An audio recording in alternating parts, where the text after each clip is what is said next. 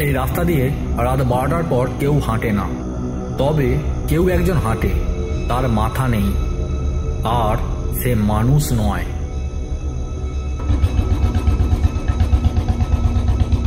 এই রাস্তা ধরলে 10 কিমি কম পড়ে। ভূতের গল্প তো মানুষে বানায়, ভূত তো আসে না।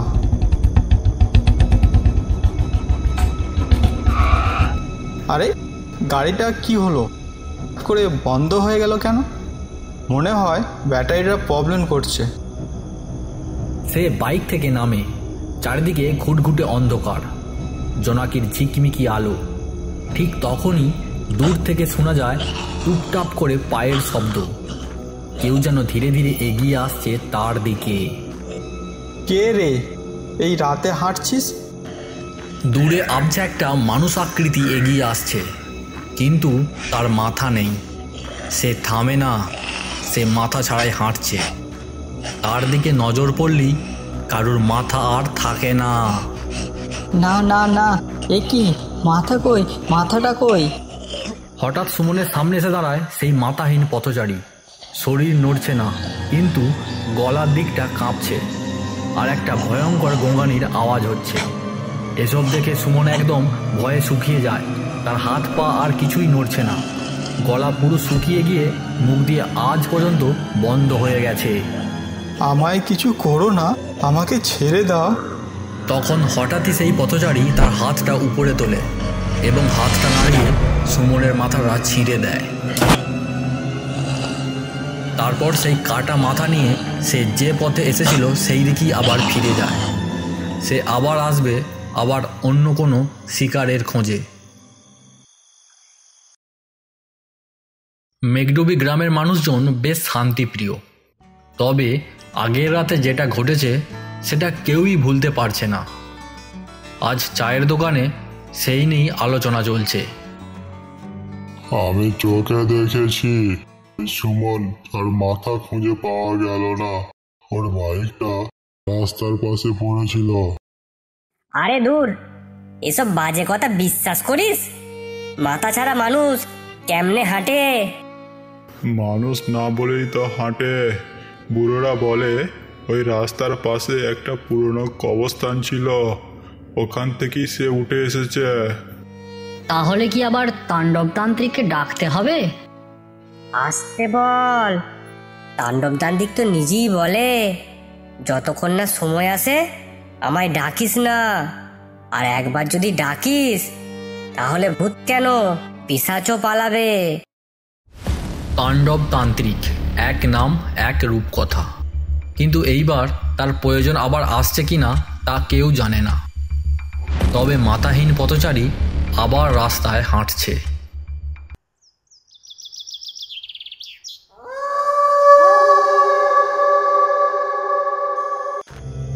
গভীর রাত, পুরানো শ্মশানের পাশে মাঠের রাস্তা, চারিপাশে অন্ধকার।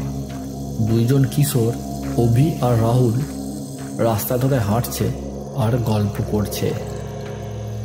এই রাস্তাটা পার হলেই বাড়ি। কেমন ঠান্ডা ঠান্ডা লাগছে না রে অভি? চুপ কর, এখানে বেশিক্ষণ দাঁড়াস না, চল তাড়াতাড়ি বাড়ি যাই। এই রাস্তা নিয়ে অনেক কিছু শোনা যায়। অনেকে বলে এখানে নাকি এক মাথাহীন পথচারী ঘোরাফেরা করে। আরে যত সব গাঁজাখড়ি কর, ভূত টুত কিছুই নেই। এই সময় হঠাৎ করেই চারিপাশটা নিস্তব্ধ হয়ে যায়। তারা দুজনেই থমকে দাঁড়ায়।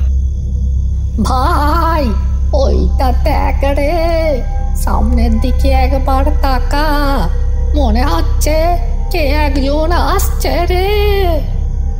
দূর থেকে দেখা যায় ছায়াময় এক মানুষের মতো কিছু একটা, যা ধীরে ধীরে এগিয়ে আসছে তাদের দিকে, কিন্তু তার কাঁধে কোনো মাথা নেই।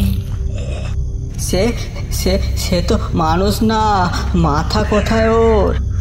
পথচারী একদম কাছে এসে থামে। আচমকাই গর্জন করে ওঠে। তার বুকের কাটা রক্তমাখা অংশটা স্পষ্ট দেখা যাচ্ছে। সে সামনে পা বাড়ায়, যেন দুজনকে একসাথে ছিঁড়ে ফেলবে। তখনই তারা চিৎকার করে বলে, এবার আমরা মরবো, ওগো কেউ আমাদের বাঁচাও। তাণ্ডব তান্ত্রিক, তুমি কোথায়? তুমি আমাদের রক্ষা করো। তাণ্ডব বাবার কাছে প্রার্থনা করি, তিনি ছাড়া কেউ আমাদের বাঁচাতে পারবে না। পথচারী আরও এগিয়ে আসে। ঠিক তখনই আকাশে হঠাৎ বিদ্যুৎ চমকায়। পেছন থেকে উদয় হয় তাণ্ডব তান্ত্রিক। গম্ভীর মুখ, হাতে আগুন জ্বলা হাতুড়ি আর গলায় রুদ্রাক্ষের মালা। ভয় পেও না বালকেরা, আমি এসেছি, তোমাদের কিচ্ছু হবে না। তোমরা এক পাশে যাও, আজ সময় এসেছে অভিশপ্ত আত্মার মুক্তির। ছেলেরা পিছনে সরে যায়। তাণ্ডব এগিয়ে আসে পথচারীর দিকে। মাথাহীন দেহটা থেমে যায়। বুক থেকে তখন কালো ধোঁয়া বের হতে শুরু করে। তুই বহুদিন ধরে পথ হারিয়ে এই মাটির ওপর অভিশাপ হয়ে রয়ে গেছিস। তুই বলার ক্ষমতা হারিয়ে ফেলেছিস, কিন্তু তোর শাস্তি পাওয়ার সময় এসে গেছে। আজ তোর অন্তিম সময়। আজ আমি তোর অস্তিত্ব মুছে দেব। হঠাৎ পথচারী গর্জন করে ছুটে আসে। তার দুটো হাত অপ্রকৃতভাবে লম্বা হয়ে যায়, যেন তাণ্ডবকে আক্রমণ করতে চায়। তাণ্ডব একপাশে লাফিয়ে পড়ে দ্রুত এড়িয়ে যায়। এত সহজে আমাকে ধরবি ভাবলি? তাণ্ডব তান্ত্রিক হাতুড়ি তুলে বিশাল এক ঘা বসিয়ে দেয় পথচারীর ঘাড়ে। বিকট শব্দ, পথচারী ছিটকে পড়ে দূরে, কিন্তু সে আবার উঠে দাঁড়ায়। এবার সে তার শরীরটাকে বিশাল বড় করে এক দৈত্যকার রূপ নেয়। তার বুক ফেটে বের হয় জ্বলন্ত আগুনের গোলা, আর সেই আগুনের গোলা সে ছুঁড়ে মারে তান্ত্রিকের দিকে। ওম রুদ্র কাল ভৈরবাই নমঃ। হাতুড়ি দিয়ে সেই আগুনের গোলায় আঘাত করে তাকে ফিরিয়ে দেয় পথচারীর দিকে। আগুনের বল গিয়ে লাগে তার বুকে। পথচারী ছিটকে পড়ে, তবু সে ধ্বংস হয় না। তুই থামবি না তাহলে? এবার তোর জন্য চূড়ান্ত বিচার। এরপর তাণ্ডব তান্ত্রিক আকাশের দিকে তাকিয়ে হাতুড়িটা তোলে। তারপর প্রবল জোরে মন্ত্র উচ্চারণ করে। ওম হ্রিং শ্রিং ক্লিং চামুন্ডাই ফট, চামুন্ডাই ফট। আকাশটা বিদ্যুৎ চমকে জ্বলে ওঠে। বজ্রপাতের মতো এক আলোক রেখা হাতুড়ির মাথায় এসে পড়ে। তাণ্ডব সেই হাতুড়ি দিয়ে সামনে থাকা পথচারীর মুখে সজোরে আঘাত করে। এক বিশাল বিস্ফোরণ, অন্ধকার আকাশ আলোয় ছেয়ে যায়। জমি কেঁপে ওঠে, পাখি উড়ে যায় দূরে। পথচারীর শরীরটা ধীরে ধীরে ধ্বংস হয়ে ছায়ের মতো বাতাসে মিলিয়ে যায়। আপনি সত্যি আমাদের বাঁচালেন। আপনাকে না ডাকলে তো আজ আমাদের শেষ দিন ছিল। ভয় যদি সত্য হয়, তা দূর করা সত্যেরই কাজ। তোমাদের সাহসী আমাকে ডেকেছে। ভালো থেকো, আর মনে রেখো, অন্ধকার যতই গভীর হোক, আলো ঠিক এসে পড়বেই। এই শহরের শেষ প্রান্তে একটা পুরনো রাস্তা, নিরিবিলি ধুলোয় ঢাকা, আর চারপাশটা ফাঁকা মাঠে ভর্তি। আর তার মাঝেই দাঁড়িয়ে আছে একটা বিশাল বেলগাছ। শুধু গাছ না, ওটা একটা ব্রহ্মদৈত্যের ঘর। আজ বহু বছর কেউ দুপুরবেলায় ওদিকে ফিরেও তাকায় না, কিন্তু সেই দিন দুপুর ঠিক 12:40 রাস্তায় ভেসে উঠল এক চটাস চটাস আওয়াজ। গায়ে ফেডের জিন্স, পায়ে চটি জুতো আর কানে হেডফোন। এসে পড়েছে পঞ্চু। হ্যাঁ, নাম শুনে হেসে ফেললেন? ঠিকই শুনেছ, পঞ্চু, এটাই তার নাম। তার মতো এমন ঢ্যাটা ছাজরা ছেলে দ্বিতীয়টা জন্মায় না। ভূত? দূর, মিছিমিছি লোকজনে ভয় পায়। মানে একটা গাছ, একখানা বেল গাছ, আর তাতেই ভূতের বাস। ভূতেরও তো চাকরি বাকরি দরকার। দিনরাত গাছে বসে থাকলে ইএমআই কে দেবে? ছেলেটা গুনগুন করতে করতে এসে দাঁড়ালো সেই বেলগাছটার নিচে।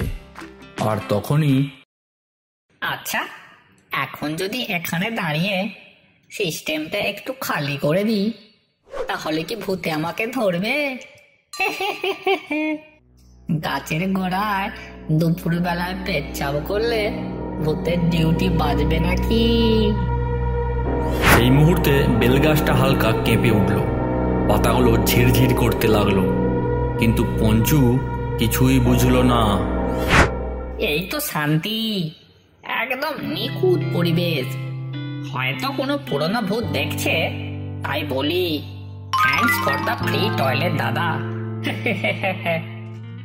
পঞ্চুর এই অশ্রদ্ধার কথা, তার এই আচরণ কে যেন একজন শুনে ফেলেছে গাছের উপর থেকে।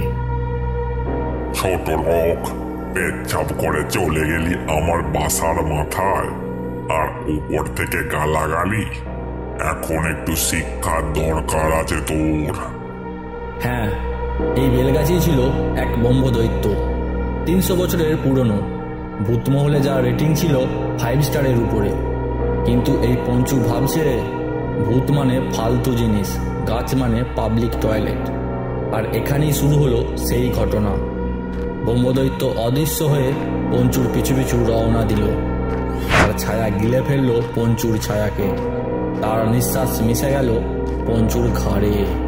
কিন্তু পঞ্চু কিছু টের পেল না।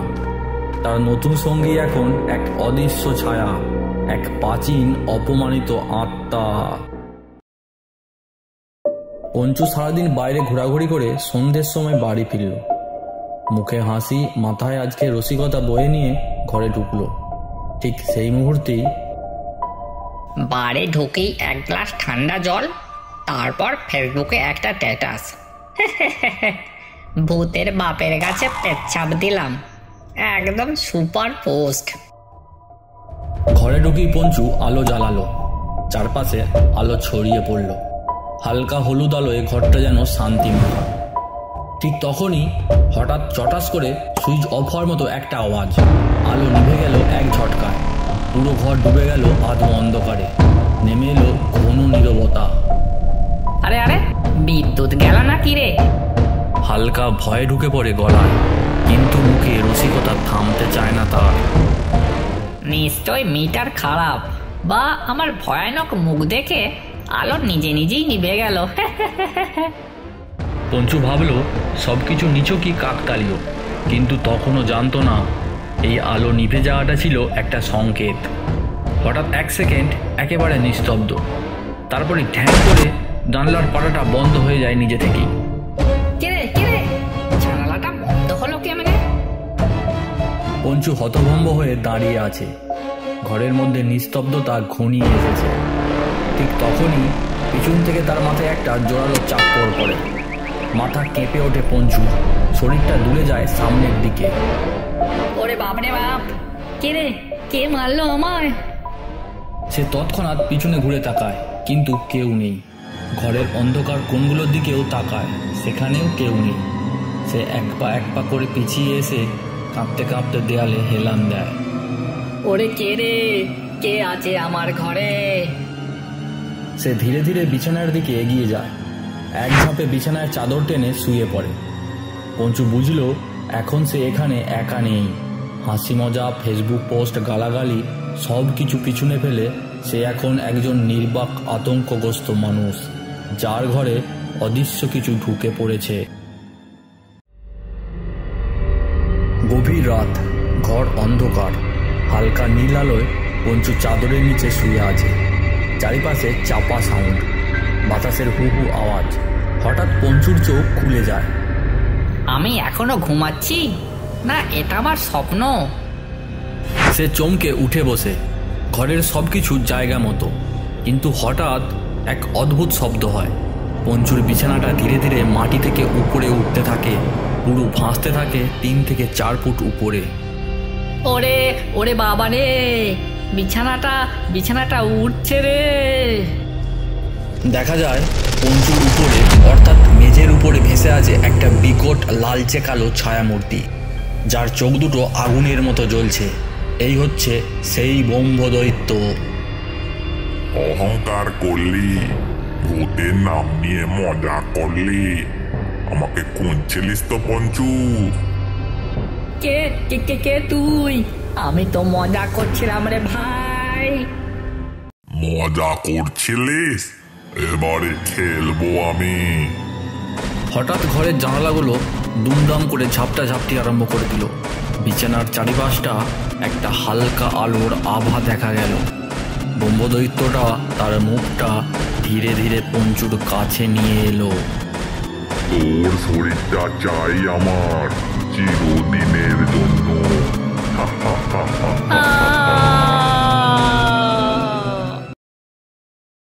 এরকম আরো অনেক গল্প দেখতে আমাদের চ্যানেলটি লাইক, শেয়ার, কমেন্ট এবং সাবস্ক্রাইব করুন। ধন্যবাদ।